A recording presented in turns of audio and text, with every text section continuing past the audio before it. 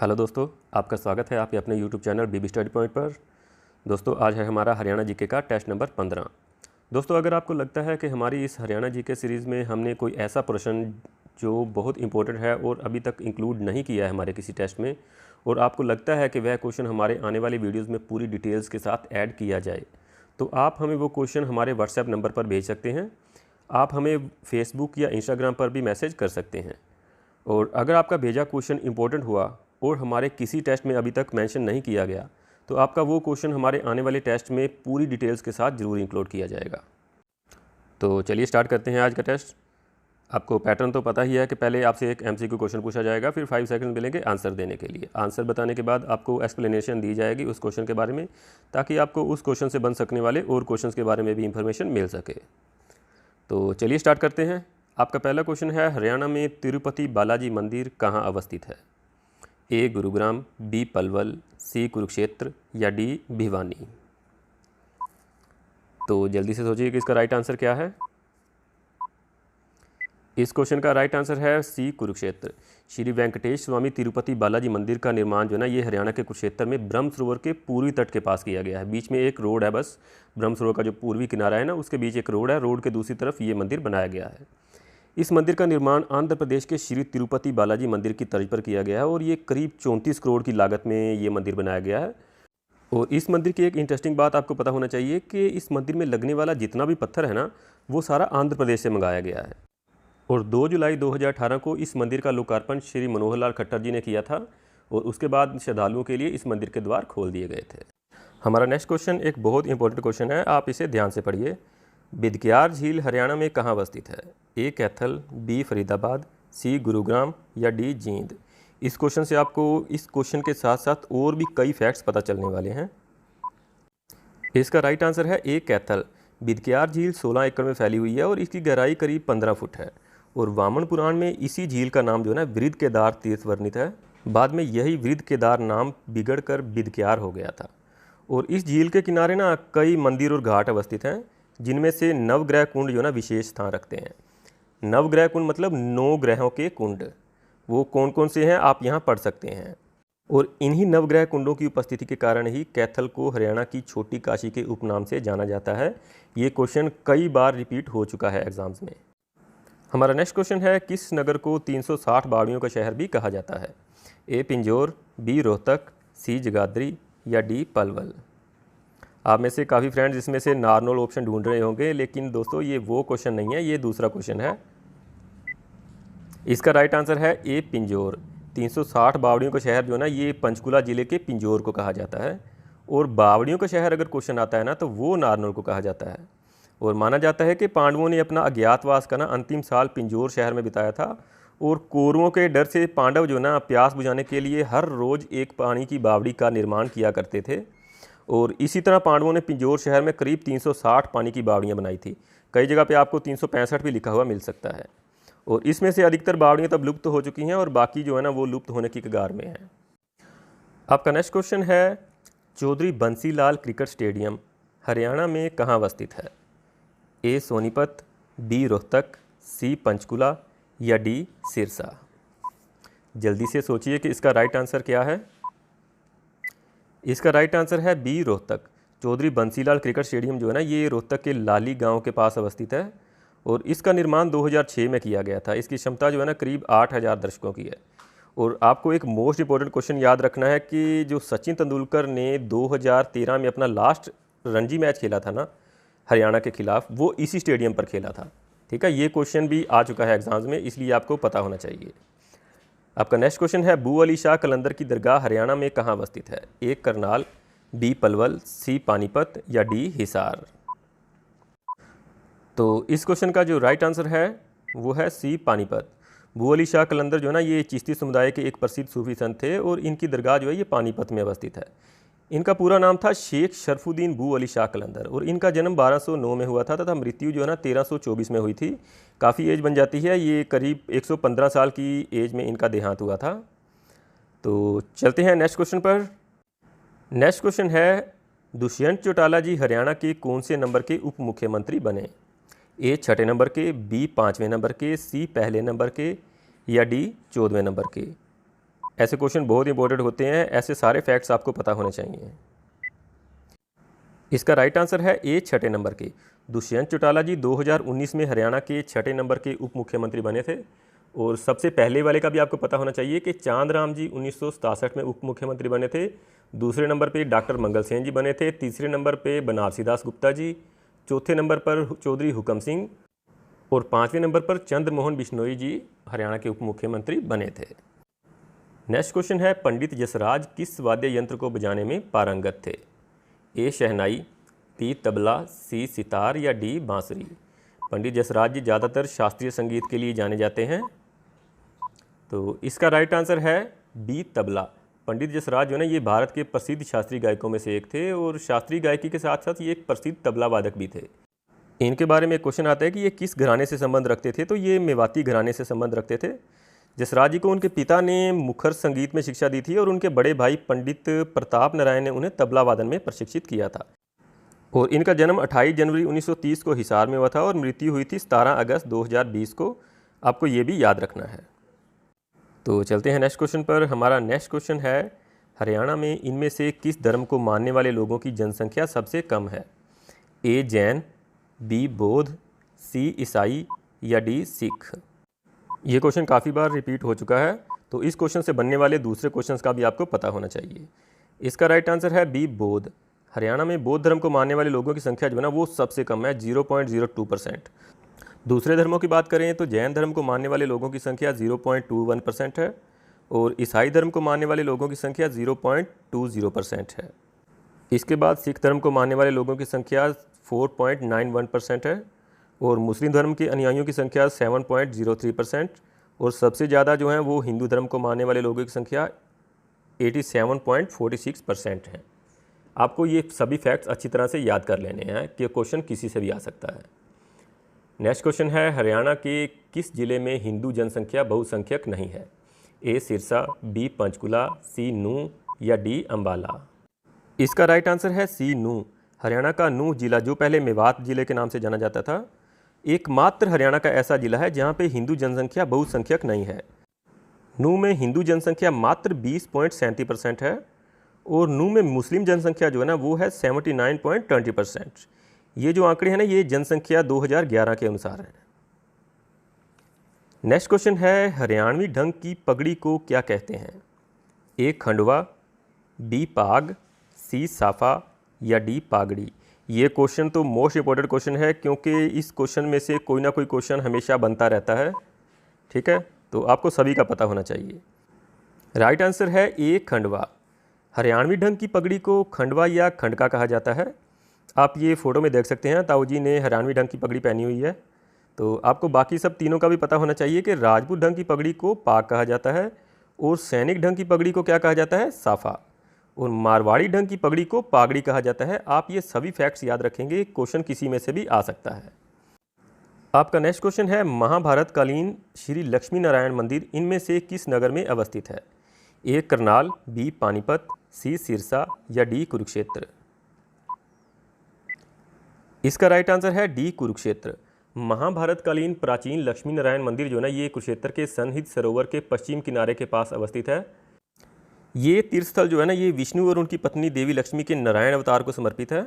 और इस मंदिर की एक विशेषता ये है कि इसका निर्माण इस तरह किया गया है कि जो सूर्य की पहली किरण है ना, वो मूर्ति के चरणों को स्पर्श करती है। ठीक है। आपका नेक्स्ट क्वेश्चन है, हरियाणा में स्पोर्ट्स यूनिवर्सिटी कहाँ स्थापित की गई है? ए, कुरुक्षेत्र, बी, सोनीपत, सी, हिसार या डी, फतेहाबाद। आप इस क्वेश्चन को अच्छी तरह से रट लो क्योंकि ये क्वेश्चन जो है ना, ये आपके आने वाले एग्जाम्स में ज़रूर आने वाला है और इसके फैक्ट्स भी आपको पता होने चाहिए। इसका राइट आंसर है बी, सोनीपत। सोनीपत जिले के राई में अवस्थित जो मोतीलाल नेहरू खेल स्कूल है ना, उसको हरियाणा स्पोर्ट्स यूनिवर्सिटी का दर्जा दे दिया गया है। और भारतीय क्रिकेट टीम के जो पूर्व कप्तान कपिल देव हैं ना, उन्हें इसका पहला चांसलर नियुक्त किया गया है।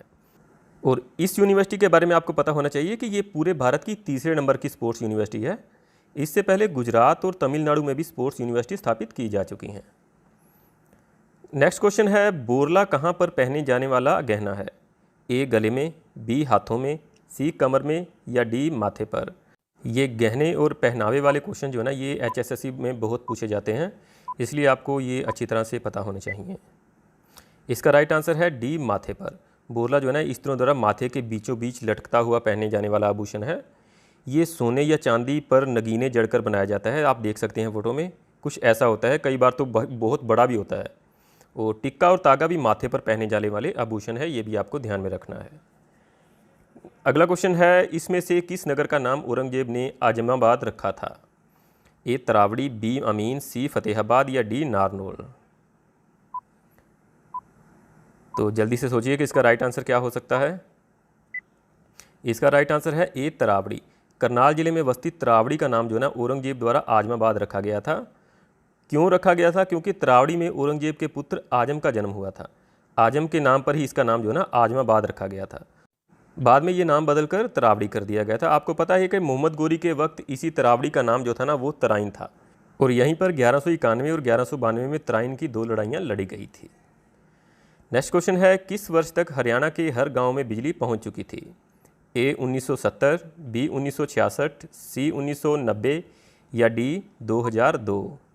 ये क्वेश्चन तो SSC ने पूछ कर बहुत ज़्यादा पुराना कर दिया है। इसका राइट आंसर है ए 1970। 1970 में हरियाणा भारत का पहला राज्य बना था जहां हर गांव तक बिजली पहुंच चुकी थी। उस वक्त भारत की प्रधानमंत्री श्रीमती इंदिरा गांधी ने 1970 को करनाल में इसकी घोषणा की थी कि हरियाणा के हर गांव में बिजली पहुंच चुकी है। इसके लिए उन्होंने उस टाइम के जो मुख्यमंत्री थे चौधरी बंसीलाल जी, उन्हें इसके लिए सम्मानित भी किया था। तो चलते हैं नेक्स्ट क्वेश्चन पर। नेक्स्ट क्वेश्चन है, पुराना डाक बंगला नामक इमारत हरियाणा में कहाँ अवस्थित है? ए अम्बाला, बी फरीदाबाद, सी हिसार या डी कैथल? तो जल्दी से सोचिए कि इसका राइट आंसर क्या है। इसका राइट आंसर है ए अम्बाला। ये डाक बंगला जो ना ये ब्रिटिश अधिकारियों के ठहरने के लिए 1890 में ब्रिटिश सरकार द्वारा बनाया गया था, और इसकी इम्पोर्टेंस उस टाइम से ज़्यादा हो गई थी जब ये महारानी विक्टोरिया जो ना अपने आधिकारिक दौरे के दौरान 1902 में यहाँ ठहरी थी। बाद में इस डाक बंगले को पुस्तकालय के रूप में बदल दिया गया था, और ये जो डाक बंगला है ना ये मुस्लिम वास्तुकला शैली में बना हुआ है। आपका क्वेश्चन है, गुरुद्वारा धमतान साहिब हरियाणा में कहाँ अवस्थित है? ए जींद, बी अम्बाला, सी सोनीपत या डी पानीपत? तो इस क्वेश्चन का जो राइट आंसर है वो है ए जींद। गुरुद्वारा धमतान साहिब जो ना ये जींद जिले की नरवाना तहसील में अवस्थित है, और ये गुरुद्वारा सिखों के 9वें गुरु गुरु तेग बहादुर जी से संबंधित है। और धमतान साहिब जो है ना यहाँ पे एक गांव है धमतान। धमतान गांव को पूर्व में धर्मस्थान के नाम से भी जाना जाता था, और माना जाता है कि इसी स्थान पर ऋषि वाल्मीकि जी का जो ना आश्रम था वो भी अवस्थित था, और इसी स्थान पर श्री राम जी ने अश्वमेध यज्ञ भी करवाया था। आपका नेक्स्ट क्वेश्चन है, केंद्रीय विश्वविद्यालय हरियाणा में कहाँ अवस्थित है?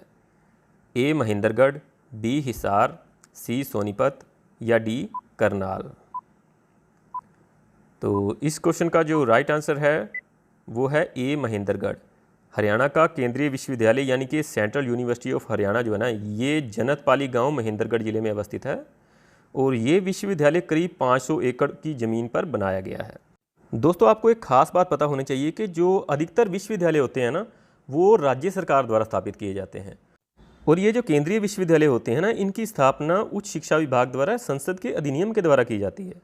और इस विद्यालय की स्थापना जो भारत सरकार द्वारा वर्ष 2009 के संसद के अधिनियम केंद्रीय विश्वविद्यालय अधिनियम 2009 के तहत की गई थी। ठीक है, तो चलते हैं नेक्स्ट क्वेश्चन पर। नेक्स्ट क्वेश्चन है, हरियाणा के किस हास्य कवि को पद्मश्री से सम्मानित किया गया? ए अश्विनी चोपड़ा, बी पंडित लक्ष्मीचंद, सी सुरेंद्र शर्मा या डी तुलसीराम शर्मा दिनेश? इस क्वेश्चन का जो राइट आंसर होगा वो होगा सी सुरेंद्र शर्मा। सुरेंद्र शर्मा जी हरियाणा के एक विश्व प्रसिद्ध हास्य कवि हैं, और इनका जन्म हरियाणा के महेंद्रगढ़ जिले में 1945 को हुआ था। भारत सरकार द्वारा 2013 में इन्हें पद्मश्री से सम्मानित किया गया था। आपको ये याद रखना है।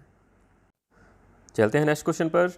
नेक्स्ट क्वेश्चन है, DLF गोल्फ कोर्स हरियाणा में कहाँ अवस्थित है? ए करनाल, बी गुरुग्राम, सी पंचकुला या डी फरीदाबाद? तो जल्दी से सोचिए कि इस क्वेश्चन का राइट आंसर क्या हो सकता है। राइट आंसर है बी गुरुग्राम।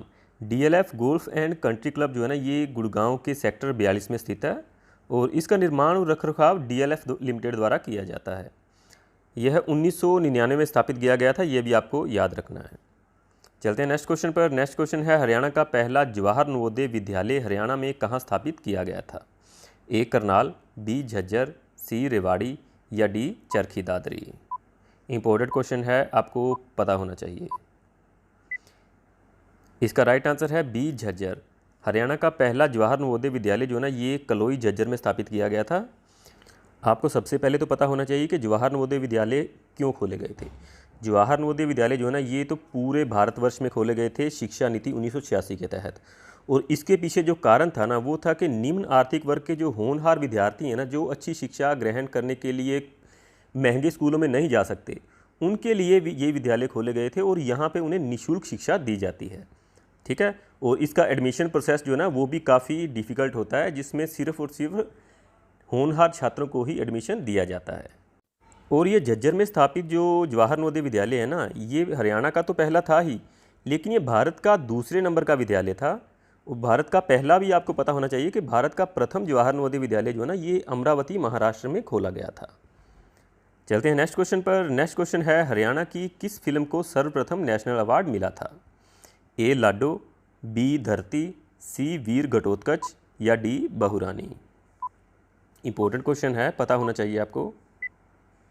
राइट आंसर है ए लाडो। लाडो फिल्म सन 2000 में रिलीज़ हुई थी और इस फिल्म के लिए अश्विनी चोपड़ा जी को बेस्ट डेब्यू डायरेक्टर का नेशनल अवार्ड मिला था। ठीक है। और 1983 में प्रदर्शित बहुरानी जो है ना ये हरियाणा की प्रथम सफल फिल्म थी, ये भी आपको ध्यान में रखना है। आपका क्वेश्चन है आरसी कहाँ पर पहने जाने वाला आभूषण है? ए कानों में, बी नाक में, सी हाथ में या डी पाँव में। ये बात आपको पता ही है कि ऐसे क्वेश्चन जो ना HSSC में बहुत पूछे जाते हैं। इसका राइट आंसर है सी हाथ में। आरसी जो है ना ये आईना जड़ित अंगूठी होती है जिसे स्त्रियां अपने दाहिने हाथ के अंगूठे में पहनती हैं। इसमें सामने की तरफ ना एक छोटा सा आईना लगा होता है। कई बार ये आईना किसी कब्जे से भी जुड़ा होता है जिसे ऊपर नीचे करने से आईना खुलता और बंद होता है, इसे कहते हैं आरसी। नेक्स्ट क्वेश्चन है जर्नल ऑफ हरियाणा स्टडीज़ पत्रिका का प्रकाशन किसके द्वारा किया जाता है?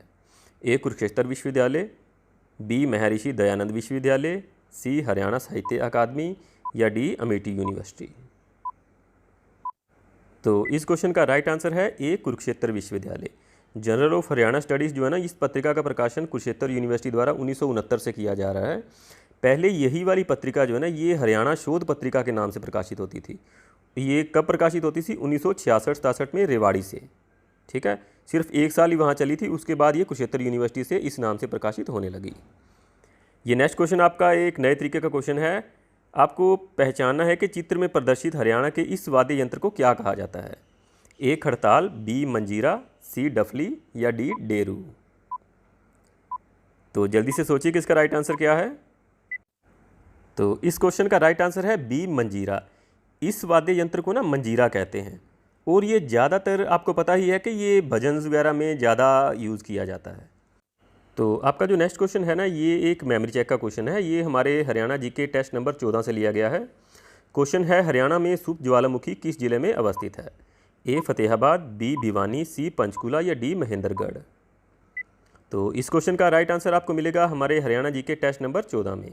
उसे देखने के लिए आप ऊपर आई बटन पर क्लिक कीजिए या नीचे डिस्क्रिप्शन में उसका लिंक है, उस पर क्लिक करके आप वो टेस्ट देख सकते हैं। अगर आपको इस क्वेश्चन का राइट आंसर पता है तो आप कमेंट में आंसर दे सकते हैं। तो दोस्तों अगर आपको हमारा ये टेस्ट अच्छा लगा तो आप प्लीज़ लाइक का बटन दबा के हमारा हौसला ज़रूर बढ़ाएं। और अगर आपने अभी तक हमारा चैनल सब्सक्राइब नहीं किया तो प्लीज़ हमारा चैनल सब्सक्राइब कर लीजिए और बेल का आइकॉन ज़रूर दबा दीजिए ताकि हमारे आने वाले वीडियोज़ की अपडेट्स भी आपको मिल सकें। तो आज के टेस्ट में बस इतना ही। मिलते हैं नेक्स्ट टेस्ट में इससे भी अच्छे लेवल के क्वेश्चंस लेकर। तब तक के लिए गुड बाय एंड जय हिंद।